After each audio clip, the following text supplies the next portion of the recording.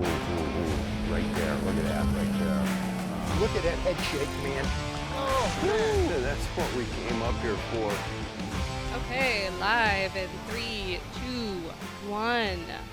Well, for this one, I don't think we really need any introduction, Al.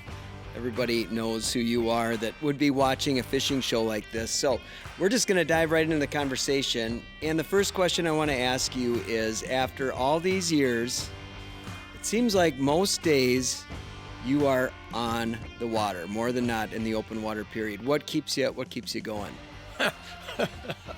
I just love the game. I mean, I'm passionate about the sport, the business, the industry. There isn't a day that goes by that I don't think about fishing, watch something about fishing, read something about fishing, you know.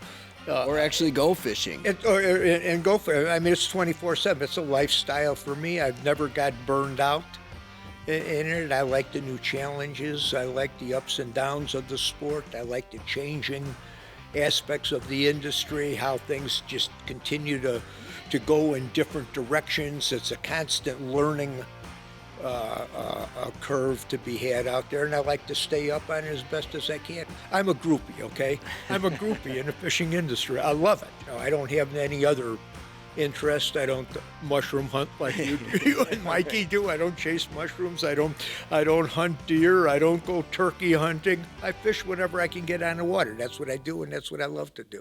Yeah, that's super cool. You've still got that passion over all these years. And what I think is awesome, too, is you're still exploring new stuff, it seems like. You're always, we were just talking yesterday about different places you want to go, want to check out different bites, new fisheries that might be coming up. So where are you thinking about this year, some of the places that you want to check off the list or go revisit or explore? Well, there's definitely some revisits. Sakakawea is one of them. Uh-huh. Yeah, you know, I had been there many years ago, and then last year we went back there, we filmed it, we did a television show on it. Ty and myself went there, and I was amazed. Everybody thinks about sac, they predominantly think about walleyes. Mm-hmm. What astounded me was the smallmouth population. I mean, it was unbelievable. And talking to people, oh, smallmouth? Yeah, you know, everybody go, yeah, like they blew it off. Yeah, you know, and I mean, the schools of fish, you don't see, I don't know how else to say this, it's difficult to find dumb fish. Everybody likes dumb ones. Yeah. The smallmouth on sac are dumb fish.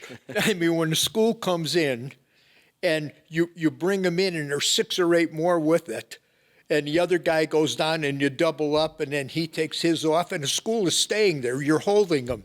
And he gets ready to drop, you land and you catch every one of those fish that are there. That sounds like a good time. That doesn't happen too often anymore. Fishing pressure, intelligent fishing pressure on our lakes and everything. Like I said, it's hard to find dumb fish. You can go into Canada flying experiences, but that really amazed me how many smallmouth were in that system. And naturally, the walleye fishing is phenomenal. The lake is massive. You know, there's so much water to explore on there. You're never going to get it done in a lifetime. So, I mean, I'd like to go back there again. Mm-hmm. You know, I always like visiting the Dakotas, South Dakota, North Dakota. There's some phenomenal fishing there naturally.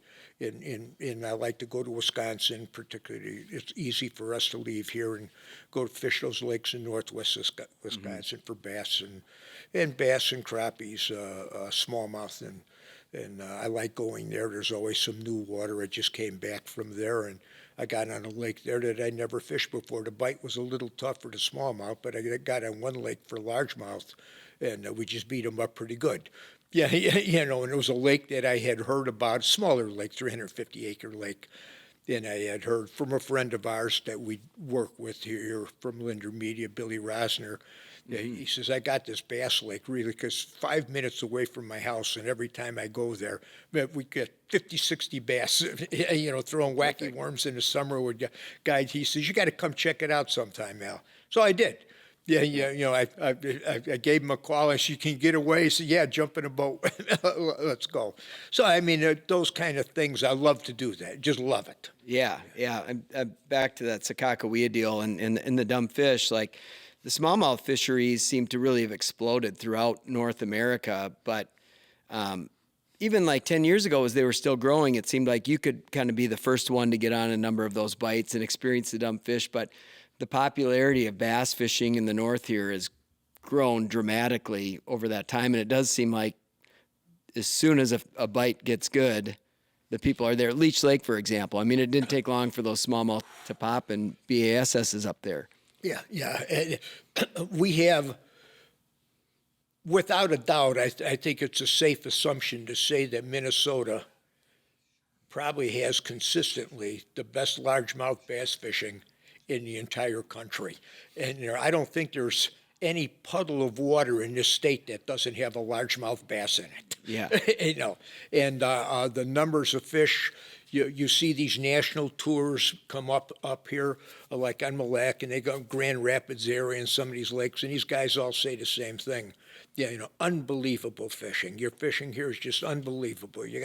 Our 2 to 4 pound fish are super, super, super plentiful, and it always has been that way. The largemouth fishing in particular. Now, smallmouth fishing, after the zebra mussels got in the lake and everything cleared, all of the smallmouth fishing, it just exploded. Wherever zebes were and smallmouth, the fish just more and bigger than ever. It's all over the Great Lakes. It's north, south, east, west. It happened in fishing in Arizona, Texas. I've seen it so many different places. The story's the same. Zebes got in there, water cleared up, smallmouth fishing exploded. But Minnesota's bass fishing is second to none. And I've always liked, especially smallmouth. That's my favorite fish. So, you can go out. Many of the people that don't have access to lakes like we have here, there's always one lake on, one lake off.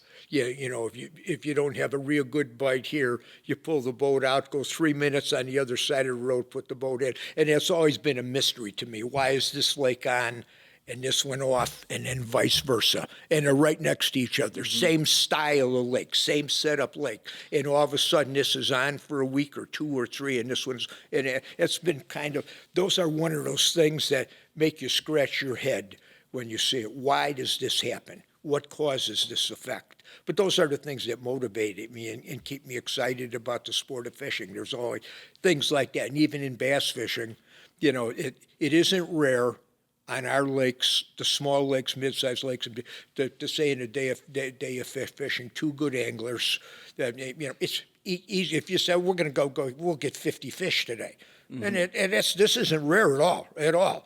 It's very, very, very common, and if you get to travel like we have all over the country and fish in different states, you get to appreciate the bass fishery that we have here. And a lot of that is because there's so many lakes and you could just jump. You could jump around. There is no off. You might have slow bite here, but there's always another lake down the road to go to and to fish around. Yeah, the pressure really does get spread out. Let's circle back around to kind of the big water thing, and I want to chat about Leech. Shift gears a little bit. A lot of people do think of you as a walleye man, whether you like it or not. I know you have that soft spot for smallmouth, but I want to chat about Leech, and I know you've spent a lot of time up there over the years. And what is it that you think that makes Leech Lake such a special destination for the multi-species that it offers? Well, you just said the magic word, multi-species. You got the smallmouth, you had the largemouth, you got the walleyes, you got the muskies. The average size pike is always good. One of the mysteries is their big pike. I don't understand why Leech hasn't ever, to my knowledge, been a big pike destination. The lake is set up right, the forage is right for it, but for some reason, it isn't like Winnie or Mille Lacs is an example where you can get, you got a shot at getting a fish in the upper 30s. You can even push a 40-incher on occasion. All the time on Leech Lake, I have never seen or heard of any consistent runs of really big pike. They're nice average fish, but for some reason, everything else grows to great proportions, the pike don't. Why is that? I don't know. Is it a genetics thing? Maybe it's genetics. I don't know. But the lake it's made up of so many different basins. And there's a lot of shallow water. It's got all the ideal habitat on shallow water flats for different kinds of fish and massive forage. A lot of shallow water. Yeah, and the rule of thumb that I've had on my whole life, and you just seen it hold true. If you get a lake that you get 40 or 50% of the lake is shallower from the first break-in up, where you have big living spaces, big areas of living spaces. They're always good lakes instead of lakes that you come off the shoreline and they go like this. They just don't carry the fish. There's big fish in them. They suspend out there, but they can't carry, the carrying capacity isn't the same as those lakes that have that have big forage bases, big flats with cover on them that appeal to all kinds, whether it's weeds, different kind of rocks, sand, grass, everything eating craws. The thing is like a jungle of craws down there. I think I heard you mention that even the muskies were eating the craws, that they had muskies that they found craws in. Well, when we craws were in up the there skis. sampling muskies years ago, we would see them puking up craws, in the spring when you're grabbing them. But I mean, the bottom's carpeted with them, so that that food dynamic is something out there with literally the bottom crawling with food, and the perch population's been incredible up there lately, and obviously you get the big bug hatches and on and on. So there is, it's like you said, it's just such an amazingly productive fishery. And to your point about the shallow water stuff, I know that really fits your style of fishing super well, particularly walleye fishing. And so if somebody's going to go fish Leech, for example, like what are your kind of go-to presentations for that shallow water walleye bite? I'm a big fan of hair jigs. They catch lots of fish. I still think as much an awareness that hair jigs have had over the years, ever since we really got involved with VMC and did the design on the moontail. Other bodies of water, like you see in some of the Great Lakes, hair jigs are becoming more popular. We're seeing more sizes and colors. But as popular as it has become, I still think it's underutilized in the walleye world by a long shot.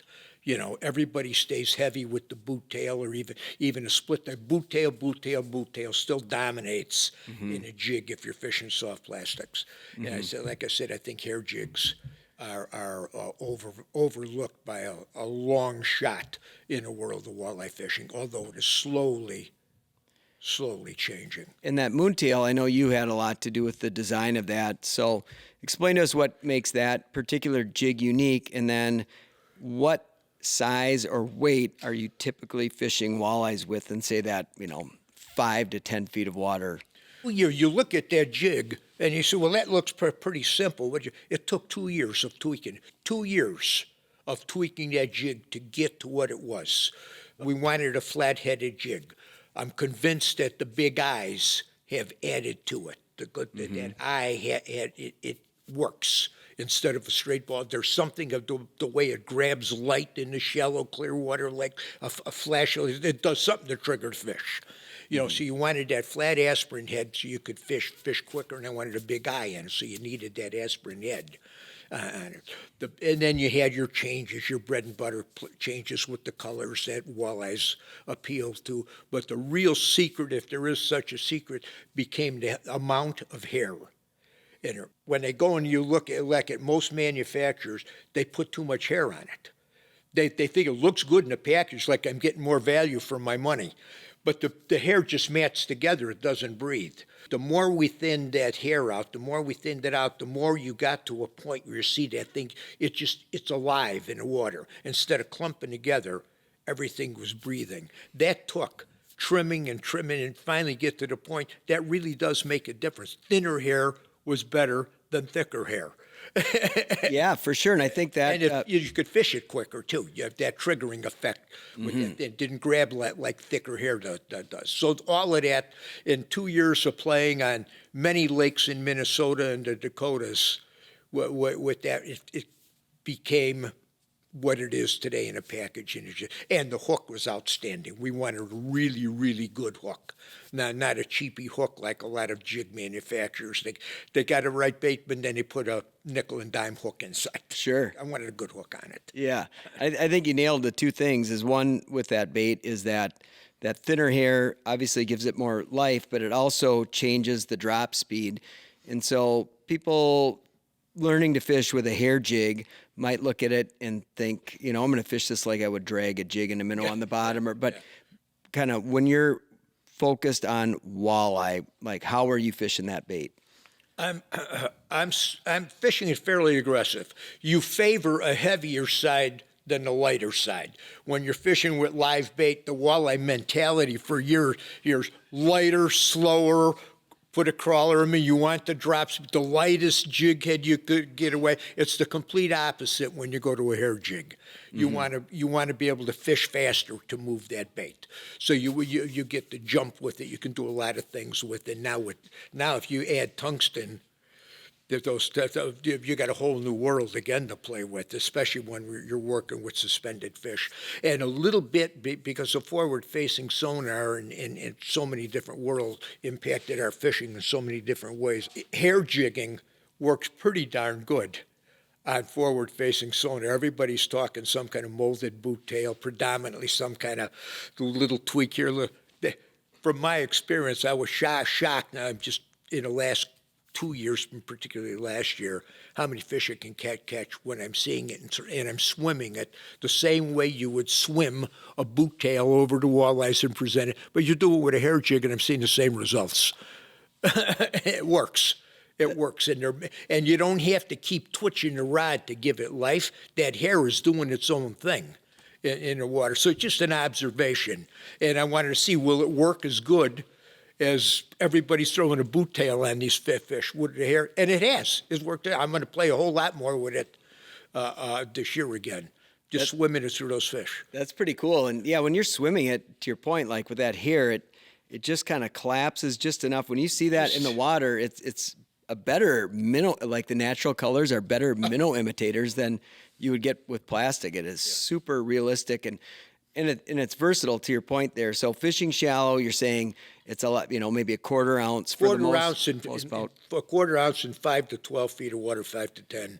And snapping it, letting it fall on slack line. Quick as you could go. Yeah, and you're monitoring. You got braid in a fluorocarbon leader predominantly. For years, I stuck with that mono because it controlled the drop speed a little bit more. But now, day in and day out, you get the feel is really right with a braid and a fluorocarbon leader. You're fishing as good as you could fish with it. 10-pound braid, and I'll usually have an 8-pound fluorocarbon leader on that. The triggering effect of that jig, any kind of jig on walleyes, if you're an avid walleye fisherman, you're going to be able to relate to this.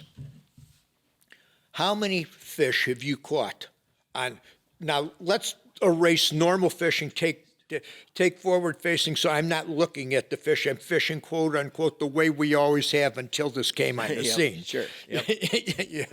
Where you're seeing so much more in there. How many, when you made the first, at the top of your cast, the bait goes down on the top of your cast, you pump it once, you get a bite. Then you fish 80% of the way back, and you rarely get a bite until you can get the bait to make a turn where you're jigging. Then maybe halfway back, you get the jig pulling with the boat. You start to get the jig to turn. It can happen then. But most of the time, it's in the first drop, first hop. 80% is all practice until you get about here, and the jig, when you come to the boat, that fish has been following it in a lot of cases. And then the jig, when the jig starts to go up and he has a higher drop, instead of going this way, the way it's been fished for 80, and it opens up, you get so many strikes. Those two are the magic spots. The first cast and lift, or the last, right here, right there, that last pop before you reel in and make another cast. Those fish, as much as you try to duplicate that, the direct drop speed that triggers where that strike zone is open like this, either going or coming. That extreme, you can't do it on a cast. I've tried to do it with 7.5 foot. I'm lifting her. How do I duplicate the magic of that first drop? Sure. And you can't do it. Now the same thing happens if you're on a flat. What I'm talking about, let's say you're jigging a flat in early spring, and it's a slow tapering flat like this. When you go to a break line like this, that jig, when it comes up, all of a sudden that strike zone swings way wide open again. And where this way you're trying to make that thing happen, but the magic is the top of the cast and that first 1 or 2 pops, and then that cast. Right. And I've learned a lot of cases, don't even waste fishing that 80% in between. Turn it and make another cast. Right. And trying to make, there's something about that, the high direct drop instead of the hop. In there. I've noticed that. And the that weight same it deal makes too. the difference. That's why you're playing with the weight a lot. Yeah. And so the weight and fishing, heavier, faster with artificials. I know you're really, really big on artificials for walleye, and I don't know when the last time you would have used live betas. Give us a little. Anybody who's followed your career knows what's happening with Al Lindner in the live bait deal. What kind of motivated you to say, you know what, I just want to catch walleyes on artificials? Years ago, when Berkeley introduced Gulp, part of their ad campaign was outfish as live bait. Yeah. And I says, could that be? Could that really, really be? So I got on a mission to try. I'm not gonna fish this entire year. I'm not gonna use any live bait. I'm gonna use artificial bait to see. And it became a real eye opener to me. And I never went back. I just keep learning with different styles of jig bait. But that was the motivation. Could you have something that really in time could it outfish a shiner in spring of the year? That still is a little challenging for about 30 days. Yep. But after that magic 30 days is over, and they're off to spawn, the shiners are done, then it starts to equal itself out again, and it stays that way. And but that hair jig, I'm back to the hair jig. To me, I think it's the most overlooked of that style of bait. And then you got the boot tails and you got the split tails to play with. You got the blade baits. On occasion, you got jigging spoons. You got the ripping wrap. Again, that style of bait. The hair jig and the ripping wrap, in my opinion, are the two most underutilized walleye jig style baits there is. They have their following heavy in little pockets, but the walleye world, on average, those two baits are overlooked of the jigging type baits, and they're underutilized for how successful they are in triggering fish. Well, and that's it. And we did touch on this before, but the whole idea with that artificial jigging style bait is you are really just trying to get a fish to jump on a bait. Jump on it, yeah. Yep, you're not trying to coax them in, get them to look at it quick. It's and obviously there's times when you can just reel a paddle tail, you could reel a shad wrap, you could do all of those things, but if the conditions aren't what I would say perfect, windy, overcast conditions where the fish are really up in the shallows, moving around feeding, it does seem like that more erratic style outperforms. For sure. The back. With the jig, when we were talking about the angle of the breaks, a slow tapering flat like this, the more you get like this, the wider the strike zone opens up for fish. But when you're doing with hair, it's really hard. When you get with that hair jig or the boot tail or even the split tail, when you start getting much deeper than 15 feet, it gets hard to make the jig do the magic that it has to do. And when you get to that point, you grab a jig and wrap. And thereafter that, now you go back to the jig and wrap. Because no matter how you try to duplicate that 3 to 15 foot range that is so effective, you start getting deeper and you can't make it, it won't work. It won't. The jig and wrap will come in, same thing with the rip and wrap or a blade bait.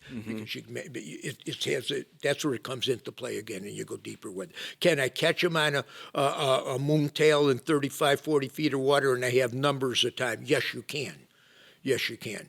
But in a lot of cases, a jig and wrap will outfish it. It's quicker, it's faster, it's more efficient, all of the above. So, okay, so let's dive into the jig and wrap here a little bit. I remember getting a phone call from you coming back from Western Minnesota, and you were like flipping out about basically having a commercial fishing event that day because it was just mind-boggling. Why don't you share the story of when you like really saw the jigging wrap, the power of the jigging wrap, and what that bait could do?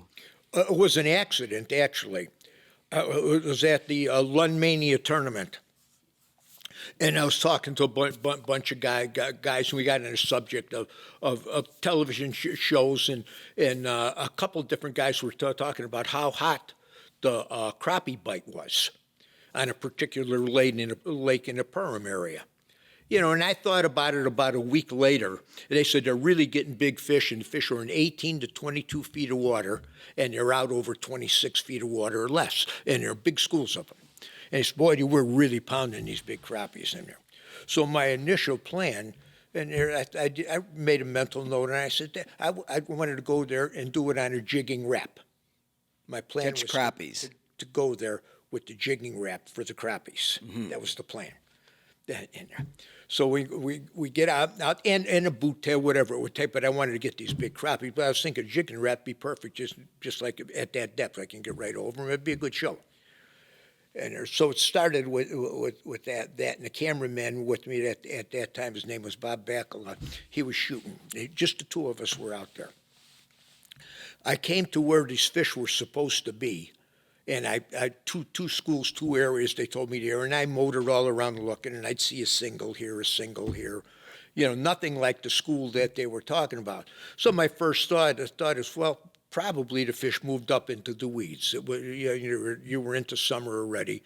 I didn't think they would go out, or I'd have seen them. I said, these fish sucked into the weeds, which would be pretty typical. So I tightened everything up. And I'm coming in, and I took a boot tail. I had a boot tail and a tube jig. Now I'm coming in, and I'm starting to work the weeds. Bob's sitting in the back, the camera's down, and he's got that little jigging wrap hanging on a rod yet. And he just throws it out off of the back of the boat. I'm fishing along here trying to catch a crab. He catches a walleye, about 1.5 pounds.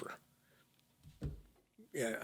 I'm moving a little bit down. I look, and I'm watching the depth finder. We're holding the boat in about 18-footish, and I'm throwing up to 6, 8 in the weeds, swimming around. He catches another one. Moving along. After the 6th one, it registers. Something's happening here. They're all walleyes, and one of them is a pretty good fish. I put on a jigging wrap. I play with a little. At the end of that day, I was astounded. It was like a miracle bait. We went on these humps. I started putting on that wrap. I looked at him. I said, could this be real? Could this really be real? That summer, I fished 9 different lakes with that jigging wrap, 9 different bodies of water. And was it a phenomenon, some weird thing that just happened on that lake at that time? Will it duplicate itself? And that was one of those things that was bingo, an eye-opener that changed my perspective, how I fish, and the impact today on the jigging wrap today is still, you talk to these tournament guys and you look at tournament results, there's probably 8 companies that have very similar baits that they have made because of the success of the original jigging wrap. Styles, that style of bait, none of them catch fish like a jigging wrap. None. And these guys in their tournament, even though they work for different companies, the bait, none of these baits that look like that jigging wrap are like that jigging wrap. They don't catch the pull point. Everything is magic about that bait, the way it works. They got lucky in it. It was designed to be an ice bait, but had all of the elements of triggering and making a fish bite, where those other baits tend to all hop some, but not swing. And you hear it when you talk these, they got we work for other companies, we got all these other baits in there, the tournament is on, I got to score, get the jig and wrap out from the bottom of the boat, put it out, and it truly is a magic bait. It truly is. It's amazing, and it's a multi-species bait. And thinking about the kind of the evolution of fishing that bait too, I mean, I remember kind of right away, it was like you've got the trolling motor going, and you're running the bait basically behind the boat at about a 45-degree angle, you know, and then it's like, oh wait, there's more. Exactly. There's so many ways to fish it. You could cast it, you could pull it, you could control it like you do a live bait rig, and control. Although today, the fish are getting a little more educated. It's getting harder to get over the fish. So now we're seeing, we're moving these fish and we know it. But that jigging wrap sinks like a bullet. Yeah, so a lot of the guys that started in some of the locals here fishing the Thursday night walleye tours here, some of the hot shots that got on this thing really hard, they were still chasing fish with a jigging wrap. And I know suspended fish, and they'd get in front, you'd get it by them. As fast as it sunk, you'd see those walleyes come and just go right down to the bottom and eat it. And it pounds into the bottom. It's like a tuft of sand. Yeah, and I believe that's part of what it does. I've had days where I caught a bunch of them, believe it or not, on the mud flats on Mille Lacs, and you wonder, how do you see that thing? It's going into the mud. But when it comes out, before it crashes down, I've had days where I had big catches of walleyes on the mud flats on Mille Lacs at that thing. So it's coming out of it, or it's just going back into the mud, but they know. They know how to get it in time. That's just amazing. Can you just describe, because I know as many shows as we've done about whatever bait it might be, and we've done tons on jigging wrap fishing, there's still plenty of people that you talk to that are like, I've heard of it, I still haven't fished it. Can you kind of walk through the basic rod, reel, line setup, and then actually how you're retrieving the bait most of the time for walleye? 7 foot minimum. Medium action. Medium light power. So you got some give in a rod. You could go to a 7.2 or a 7.3 too. Do it no problem. You get a little more sweep. You could move the bait. You could do a little bit more by moving the bait with a longer rod. I would not go over myself. Wouldn't go over a 7.4. Okay. But I would say, and they all have a place. Again, the longer the rod, the more movement you're going to get of that bait. So that comes into play in a big way. In a lot of cases on the move to the fish and what you're trying to do with it. And I'm fishing 832 in a braid, and I'm fishing fluorocarbon leader. I started using an 8-pound fluorocarbon leader because that's what I had, and I'd just break the line. I've learned now I'm going up to 12-pound fluorocarbon on that bait. Bait. We got these zebra mussel lakes and everything else, and it doesn't make a difference. I just found that you're catching the same amount of fish, and you got better odds by upping the pound test on it a little. Yeah, and then a 10-pound braid mainline, is that kind of your go-to? I keep the 10-pound. You could go heavier on it. I'm using the same rod for a lot of different purposes. But if I'm using a jigging wrap, and if I'm fishing a hair jig or a boot day or a split day or something like that, then I'm back to 8-pound. Okay. And then so with the presentation though, what's on the bottom makes a big difference. So this isn't necessarily like vertical jigging or working the bait, and you're really making contact with the bottom. You're trying to bomb that bait into the bottom. Yeah, it has to. That's the magic of the triggering of it when it hits that bottom. And those walleyes are used to eating those perch off the bottom. They're looking, they just pump. They're gobbling them.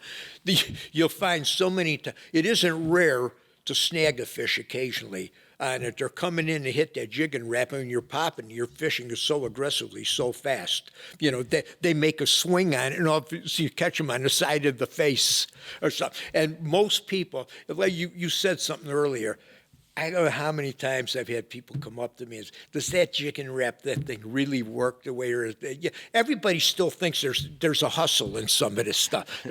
And they're usually more of the old guard, excuse me, because I fall into the category of the old guard these days. Those are the hardest ones. And the younger guys get on this stuff right. But the old guard is it really that? Yeah, is this a bunch of bull to sell more lures? And is it really that good? And they're waiting for an answer from you. Should I try it? And you still get it. As popular as it comes, there's a whole lot of them that don't use it yet. Yeah. And what sizes are you fishing primarily, specifically on walleye? 7 and 9s. 7 and 9s. Do you have a preference, one or the other?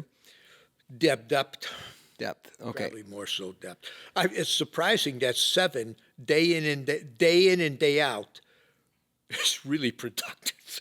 Yeah, it's just, and people look at, you got 2 little hooks coming out, and the treble hook is not a big. I fished the original. I know some guys that'll jack up the treble a little bit. The more I played with that, I tended to get a little more line problem looping. I stayed with just the way the bait is designed out of the box, and you learn to fight. You learn to fight the fish.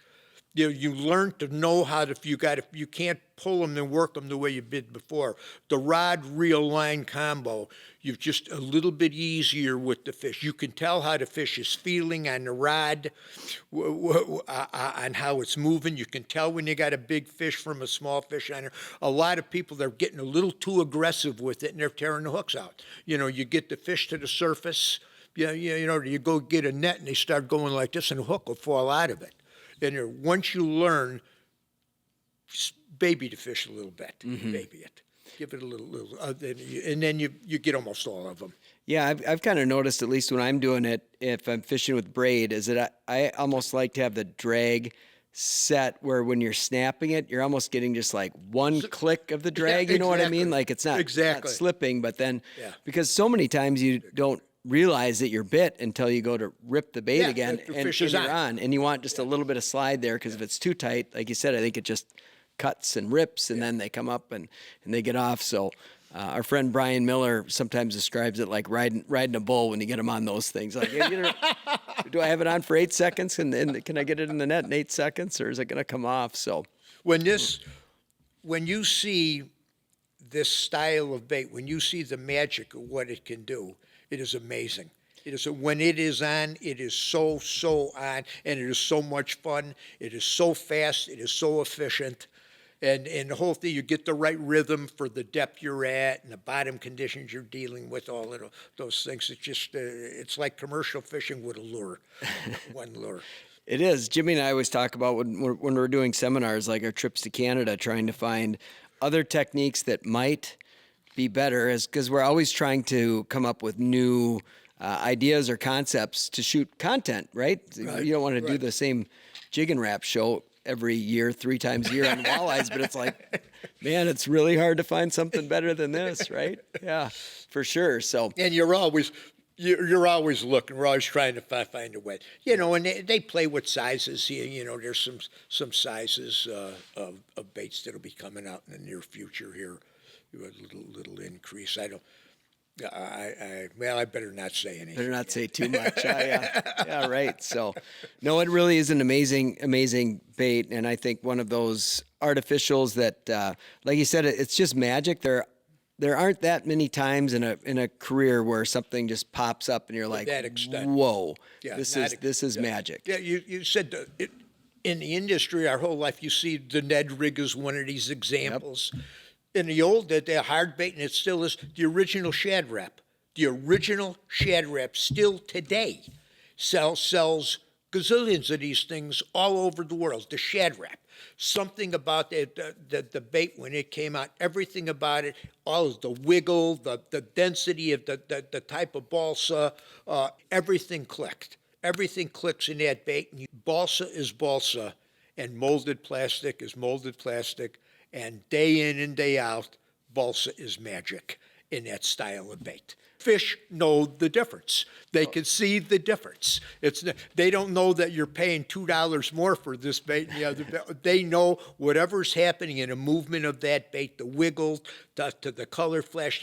It's right. Balsa is balsa. Yeah, it's so lively. It comes alive. Yep. It comes alive. So, I mean, little baits that these once every now and then is the style of bait. It started with the wacky worm. Who would ever think of sticking a hook in the middle of a worm, a plastic worm like that? But he's still till today. Yeah, the wacky worm still catches a lot of fish. But people get on these fish get conditioned to a degree, but there's things like that. Wacky, it still catches a lot of fish. You can now, how did they change it and make it a little bit better? We came up with what they call the Nico rig. And you instead of the wacky rig in the middle, the Nico is weighted on the nose. You can start playing with things and adjusting them. And the Nico rigging is still deadly. It's a step up. Yeah, and it's a system in the northern states that a lot of guys still don't. The average angler doesn't use that Nico rig the way, but now we're talking about bass. Yeah. Fishermen are always inquisitive. What do I have to do to get another bite? And if you're a hardcore tournament fisherman, you're always into this stuff. Every year, all you want to know, you're trying to get the edge. I want the hot bait. Then there is the phenomena to that hot bait where whatever that little tweak is in the lure, if you're out on that lake and you're the first handful of guys to be using that style of bait, then you kill the fish. I mean, you see, it's like, whatever happened to this? Where'd these fish come from? I wasn't catching fish like this. I was doing okay, but holy smokes, now I'm really catching them. And it gets 2 or 3 years, and pretty soon after, every fish in the lake's been caught and released 14 times. You need a better mousetrap. It changes a little bit. And today's the advanced angler, how skillful they are, how quick they learn, the younger generation coming in here, they're onto this stuff so quick, so fast. They're into what is happening now, and they have no old bad habits to overcome. Sure. So I'm back again. I is the old guard. but so the old guard is really reluctant to make those changes, where these younger generations like this, because this is all they know. They only know what they know. So this is where they're at the time, and they don't have no history to go back. Sometimes they're good, sometimes it's bad. It stifles the bite for you. You're too dependent on something. So keeping that open mind. I love look. I can't wait to get. We work with Rapala and have for many, many, many years. We just got the catalog on all the new products coming out. I'm just devouring them. It's like Christmas time. Yeah. And I'm looking, Quinn, I want this, I want this, I want this.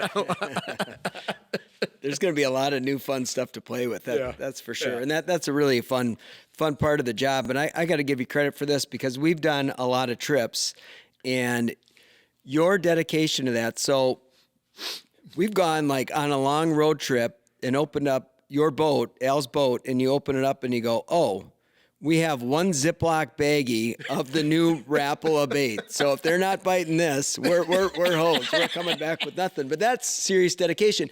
And I got to give you credit for it because I can remember when the Rip and Rap came out, you and I went up to a lake in northern Minnesota. It's all we had, and we just started messing with the different retrieve speeds. And that's just a great bait that you can jig it, you can reel it fast, you can reel it slow, you can fish it shallow, you can fish it deep.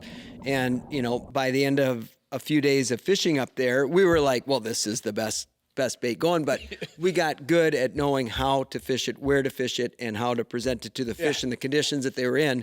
And that really is an amazing lesson to anglers, is to take something like that and use a dedicated approach like you have to just saying, I am going to get good at this. Not throw it for 10 minutes on a spot and don't catch and just forget about it and go back to what you know works. Yeah. And you want to do, when you do that, you don't want to do, most guys will make that change when the bite sucks. And then they're getting off, then they go to this thing. You want, when the bite is good, put what you're used to away when the overall population of fish is active. And now's the time to take that bait and learn its nuances. Don't stick with what you know. Now's the time. The tendency is I'm going to try it after everything else failed. That ain't going to work. It's got to be the other way around. Yep. Yeah, so you know exactly what is its ramifications. Where does it or doesn't it work? Yeah, and I love doing that. I love playing with that stuff. I mean, it just is really fun to me. and so many little things, to the action of the rod, to the kind of line we're using. These companies come out. Again, we're so fortunate to work with a company like Rapala that have so many different brands. They got VMC in there, which were rigged for anything you can imagine as far as delivery systems go. Yeah, you look through what VMC has for any style of fishing, from walleyes to bass to panfish to finesse drop shotting, Nico rig, you name it. Yeah, they got the weighting systems, the hooking systems, everything. It's a real blessing to work with a company that is that forward thinking, and always looking to make something a little bit better, whether it's done in sizes or colors or little tweaks. They listen to their pro staff. Stuff gets tested, and some of this stuff is so much fun to do. And I don't know if we want to even get into it here. When you started fishing hard baits like 10 years ago for these crappies with the X-Wrap, and it was one of those deals. Come on, Jerry, you're really catching that many fish?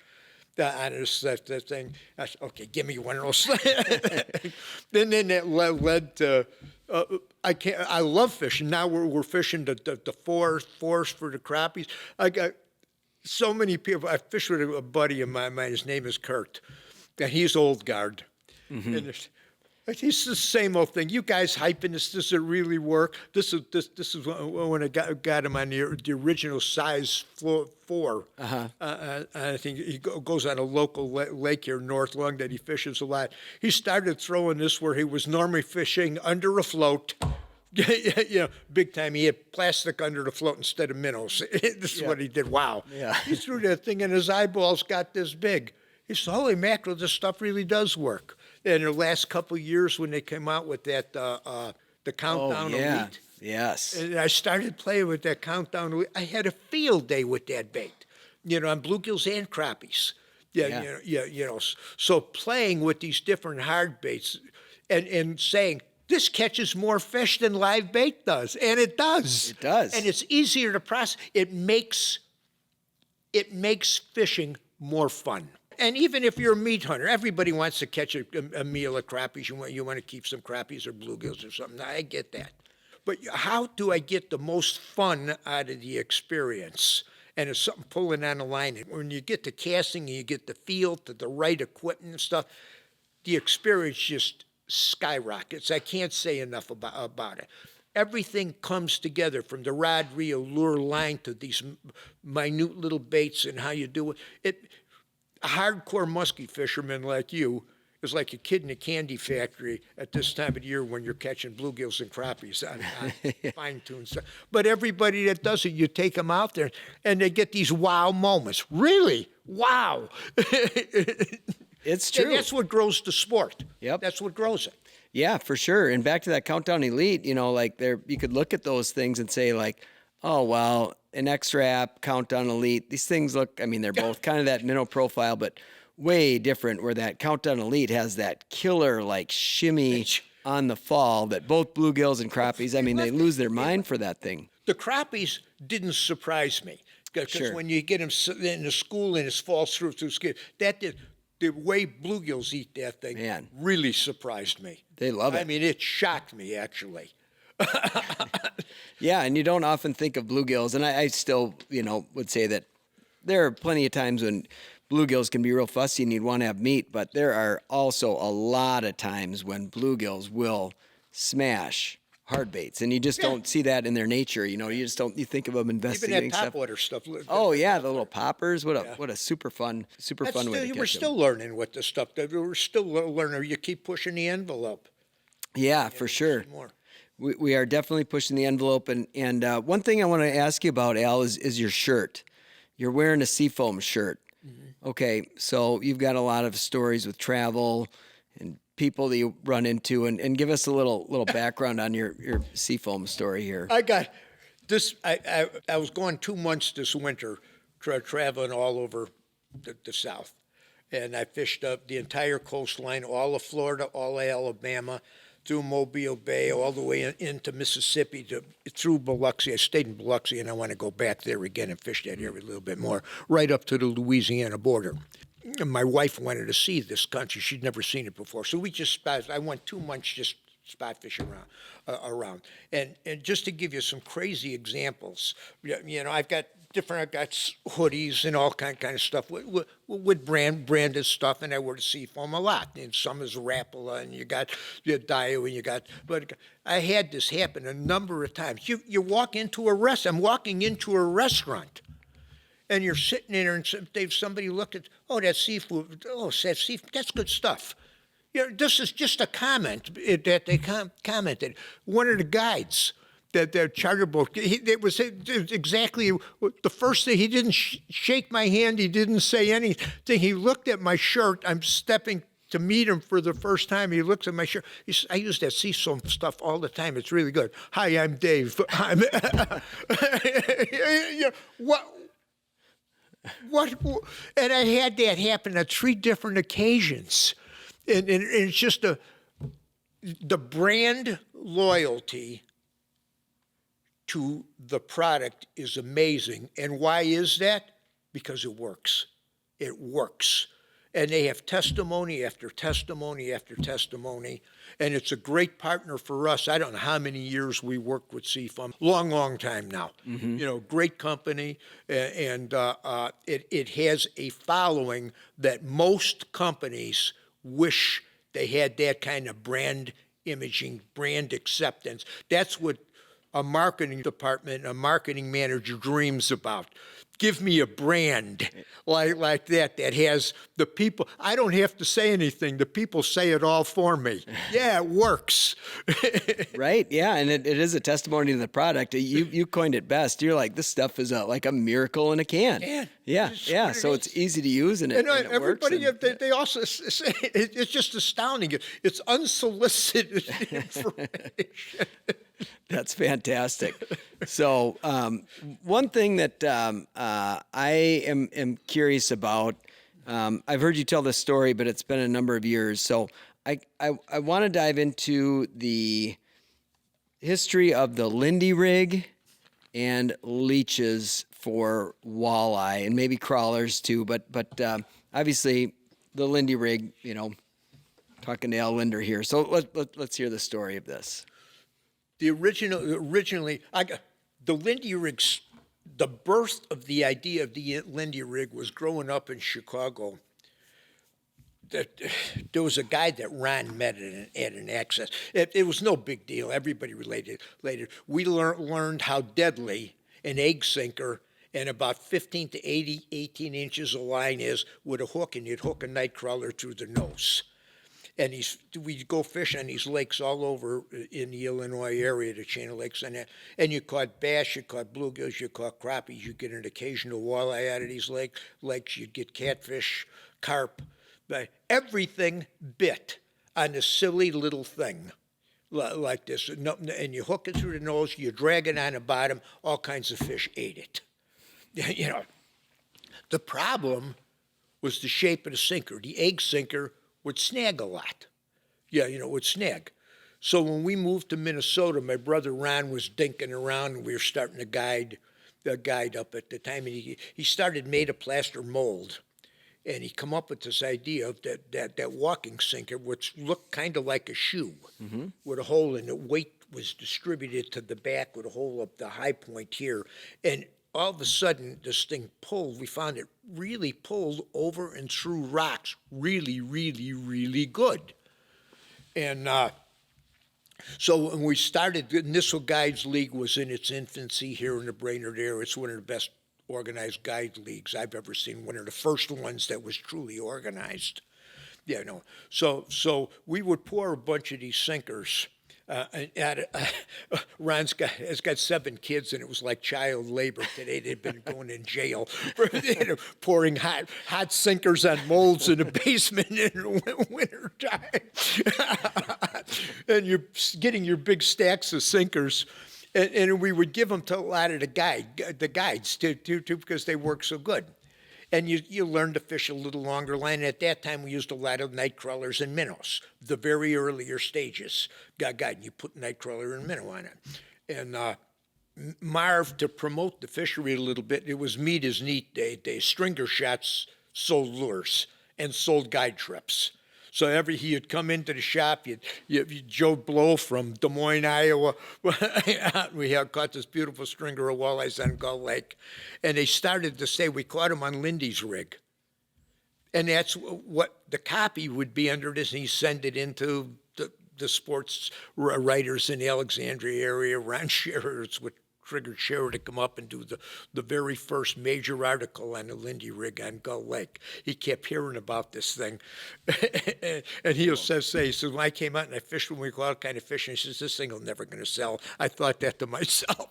He says, so back to the rig guide started to use it. We were catching fish like unbelievable. Word started traveling, but the people, they said the Lindy's rig.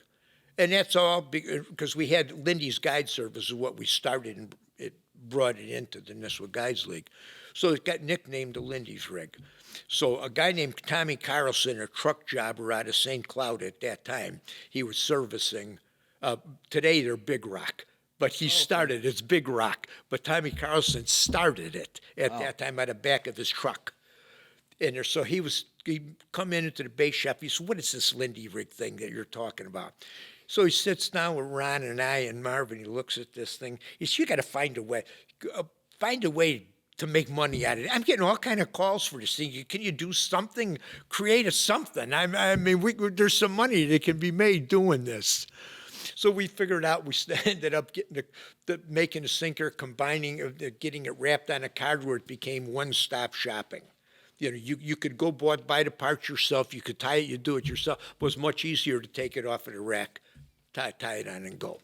Yeah, sure. You know, it had a little explanation. It was called the old guide secret. It had a little mystery. That's cool. To it, you know, and then it started to work. Then there was a guy that trapped bait in the Alexandria area. I can't remember his name right now. And everybody stopped by, and he brought a bunch of leeches with him. And he says, I'm catching and getting some guys in the Alexandria area that are using these leeches, and they're really catching a lot of walleyes. I says, okay. So we put. So at this time, nobody was fishing leeches. Nobody was fishing leeches. It started in Alexandria. All of a sudden, we started hooking the leeches on. Holy smokes, you know! And then we got on Mille Lacs on the mud flats with it. Yeah, you know, this was like. Unbelievable. The night crawler had a place, the minnow had a place, but the leeches, holy crap, the fish loved this thing. And it all of a sudden exploded all over the area. And Mille Lacs grabbed hold of that leech phenomena more than any other lake ever. And they even, cork and leeches was way ahead of cork and leeches, but it was all shallow water fishing. There was a guy named Jerry Anderson and Doc Sampson, who's still alive today and does courses on electronics, fish the PWT tournaments. Mm-hmm. They kicked butt on that lake, and a couple other guys. On windy days, that everybody's going to the mud flat. They go to the shallow rocks where nobody was at, and they were fishing leeches under a cork, and they were just winning every tournament on the lake. And it slowly, for a long time, it was known that this worked really good on Mille Lacs. But pretty soon, it grew. It worked on Rainy, it worked on Winnie, it worked on Leech, and so it grew and grew and grew. But that's how the Leech became a mainstay in the walleye fishing world, tied to the Lindy rig, and all from whoever the guy's name was, the old trapper that brought all the stuff. I reached into the bucket like this, and I said, leeches?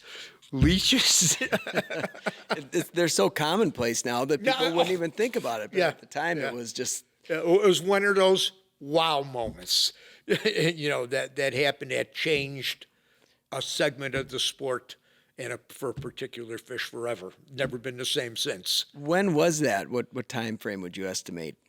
Early 70s. Early 70s. Early Yep. 70s. Man, it's pretty amazing to see that it's in every bait shop now. Everywhere. Yeah, you're not going walleye North, fishing south, in east, June or without west, walleyes or leeches. Yeah. So obviously that was a big change, but you know, you have seen a tremendous amount of change in your career. What are some of the big milestones that you might say that you've seen in tech or gear or equipment to really bring fishing forward or get you more knowledge or access to fish? Some of the things at the earlier stages was the evolution in boats. Yeah, both. I remember the first boat that I ever had. Ron and I bought it. We bought it from Sears. It was an aluminum boat bought in Sears. It was almost paper thin aluminum. It was a car topper, a 14-foot car topper. That was our first boat, and we had the motor was a Scott Atwater motor. It was a black and silver motor, and I think it was like a 5-point something horsepower. Oh, I man. seen you carry that in the back, and we had that was the first boat that we had. And then over the years, things grew and developed. And those old days, you'd go to resorts to fish all over Wisconsin and Illinois. You rented a boat. You went to you rented a boat. You had the motor in the back of your car. You always had the smell of gas that was in there all the time. No matter what you did, it would seep through, but it was always in the back. But you carried your motor and you went to a resort and you rented a boat. You put it on, you go fish. And then the car topper worked really good for a while. And then we came across, in our case, the bass fishing world. Skeeter was the first major one to do a major change in some bass boat design before Ranger and Skeeter were about the same time in coming into the bass boat market. And I remember seeing a Skeeter boat, real weird looking boat at the time. And I started fishing the earlier tournaments, and I met Forrest Wood from Ranger, and I seen, they were working. He was at all the tournaments to develop the changes in the bass boat world. At the same time, the further north we were here, the first television, we still had Lindy Tackle Company. It was called The Facts of Fishing. And Lund was made in Shell Lake. It was a glass Lund boat. And it had a deck on the front of it. Oh, man. And it had seating arrangements, center seating for Lindy rigging. The way it was, you could put a person in the front, in the middle, you can control it back here. You were able to rig the back. I had the trolling motor set here. You had a depth finder set here. Your whole management system came in the back of the boat for Lindy rigging. Everything was beautiful. The boat was laid out where if you were making bends, the line could slide under the boat and not get in the way. There was nothing that it grabbed on. And you started back trolling and learning boat control through this stuff. And we learned just through trial and error that boat, you're getting big waves, the fish are out there. If I go backwards, I can hold it. You're drifting, you couldn't stay on it. Pretty soon you put mud flaps on the back of the boat to try to stop the waves and hold in positions. So you've seen all of these evolutions just kind of come along and come along and come along. And they built bigger and better boats, and then the tournaments came on the scene, and they started pushing the envelope in the bass world. As we were involved, and we got involved and started to grow in fishermen. We did the professional walleye trail for 18 years, and then Lund was our partner. Lund and Mercury jumped on board with that, and we just learned as we would go to different parts of the country, bigger water, you learned really quick, boy, we got to reinforce the transom really fast. This stuff is, we got to do this. You'd push the envelope, you'd go to bigger water, different water, and pretty soon it was bigger, better, stronger, faster. And it all developed to look what we have today. And along with that, all of the electronics, how they fitted into the boat, where you did, the battery compartments for rigging, all of this was a work in progress to get to where we were today. And it's still happening today. Now lithium batteries are a big part of what we're doing. How you design the boat to hold the batteries where, what do we need here? When you're rigging the boats, there's so many electronics. You got to have bigger openings to carry. And this. Today, it isn't the old days. I even knew how to rig a boat in the old days. It was pretty simple. I had one battery to run my trolling motor. One battery. I had to carry it out at night, bring it in the garage, and put it on charge. Now I've got the electronics everywhere. You've got a trolling motor that'll sit in the heaviest wind I've ever seen in my life, and you can spot lock and sit there for 8 hours, and the boat don't move. All of this. But the rigging on a boat today, you got to get a professional rigger. It isn't as easy as it used to be, but it's all progress. It's all progress, and which is good. It drives the sport. It's something new. It keeps you focused on what The reason you go fishing, and I'm a big advocate, the only reason people go fishing and continue to go fishing is because they catch fish. They have the first couple experience. The biggest problem we have in our sport is many cases, people that have never fished before, they'll go out with you maybe 3 times. And if they don't catch any fish, they're burned, they're done. This could be with young people, it could be with an adult. When they need to get a bite. The bobber's got to go down. Something's got to happen. Something has to happen quick. If it doesn't happen, they do not buy a license. They'll give it a try, but if they don't catch a fish, what motivates you? First, you want to catch some fish. It becomes a numbers game. Then you gravitate that I want to catch a big fish of that species. It's just the natural cycle that we all go through, that love the sport and go through. So that's all part of it. But I used to read these articles by some of the outdoor writers in the big 3 magazines that would drive me crazy. They would go out there and say, it was a beautiful sunset. It was a great day on the water. We didn't catch no fish, but the trip was. I said, you're a liar. You're a liar. You made an excuse for yourself because you couldn't catch a fish. That was what it was. And then these people won't return. Continue to catch fish. They're going to come back to the sport. They're going to buy a license, and they're going to grow in levels of interest with family and friends, and they're going to expand on that. You've seen this with the high school fishing teams. This is one of the phenomena that shocked me in this sport. How many people welcomed and got into that. Not at the college level, I understood that. But when it happened at the high school level, it was like an eye-opener to me. And here in our hometown of Brainerd, I remember when Jason Barr called me. It was in January, cold January. And he said, Al, I'm going to start a high school fishing team here in Brainerd. This, I don't know how many years ago, 10, 12 years ago now, something like that. And I think, okay, he says, I'd like you to speak at this thing. I said, okay. Yeah, I really didn't think much about it. And it was at the old Fleet Farm place in the gun range, and they had a meeting room in the back of it. And that's where they had the meeting. So I drive into the parking lot. Parking lot is filled. I walk inside, and I walk into the back, standing room only, people all over the place, and I looked and I realized, holy smoke, there's something happening here, because the parents were there with the kids. That was the linchpin. The parents were there. They wanted to see that. And they were supportive of this thing. And it was a real eye-opener. And since then, I don't know how many high school fishing teams there are in Minnesota, but that was the nucleus. And they're in pretty much every major city now here. And every state has got this stuff in there. But these young people that are Easton, the kid that just won the Bassmaster Classic, he started in a high school fishing team in the Grand Rapids area. And got into fish. Look, he just won the Bassmaster Classic, and he's 20-something years old. And in fact, he had I call them two kids, McKinney and him. These are basically kids in their low 20s that started in high school fishing teams and are now first and second place in a Bassmaster class. So these young kids at this level, most of them don't realize, many of them, that they're the next future of the entire fishing industry. They're the next outdoor communicators like you and I. They're going to come up with the next Rapala company. It'll be whatever they create. They're going to create another company, another business model that fits whatever is happening in the world of fishing today.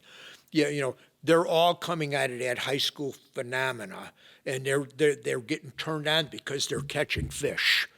And they're the future. This is a recruitment. The industry spent untold dollars for so many years, and we didn't see any result. They said, take a kid fishing, to take a kid fishing campaign.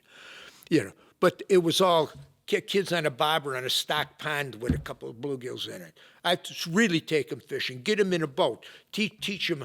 Once they learned how to skip a wacky worm under a boat dock in a bass pit, they go, wow, this is fun. It changed everything for them. And it moved the sport. That high school fishing phenomenon moved the sport because these kids got in a boat with somebody they had to go in with a lot of times some of the best sticks in the area. Guides or local good fishermen took them out, so they got bit. They got a bite. It wasn't an accident, and that's what they got hooked on so fast. Yeah, they had the experience that keeps you fishing. A fish, and the fish has got a bite. And the more fish you catch, the bigger fish you get, the better the experience. And don't tell me that isn't the reason that you fish, because that's what it is. That's what it is. I would say that if you've got a quality resource, there will be people to participate in it, right? If you don't have the fish, you're not going to have the people. Of course, there's all these other intangibles that we appreciate about fishing, but yeah, I mean, if you're a hardcore fisherman, that's great. That makes the experience, granted. But catching the fish, we need the fish. Yeah, I've said this at seminars for years. The five elements that make up the sport fishing industry. You got the tackle manufacturers and the people that sell retail sporting goods, bait shops. The people that design the rods, reels, lures, line, the tackle end of it. You have the marine end of it, the people that rig our boats, the electronics that sell us the boats, motors, electronics, and keep us on the water, the marine end of the industry. Then you got the tourism end of our industry. And our destinations. That's our job, is to talk to people. We tell them where to go, how to catch fish, what is new. Tourism is a big part of our sport. Where's the hot bite? And people want to know, like you said, if there's fish there, whether they're perch, bluegills, muskies, crappies, what makes no difference. If they're there and they're plentiful, there's a population of people who want to go there and catch them. Mm-hmm. So you got the tourism end of it. Then you got the media end of it. That's what you and I do, and that's what we do at Lindner Media. Our job through all forms of media is to share the experience. This is hot. Here's where you go for this bite. Here's what you use for this fish. Here's the kind of boats and motors to enjoy the experience. Here's the rod, reel, lures, line you meet to make the trip really good. Those four things drive it. And then sitting way over here is the Department of Natural Resources, the people that control the fish. And they are, in many cases, until like Minfish in Minnesota is pushing the envelope to finally bring these two elements together. And they were so separated for so long. Yeah, and here's the fact.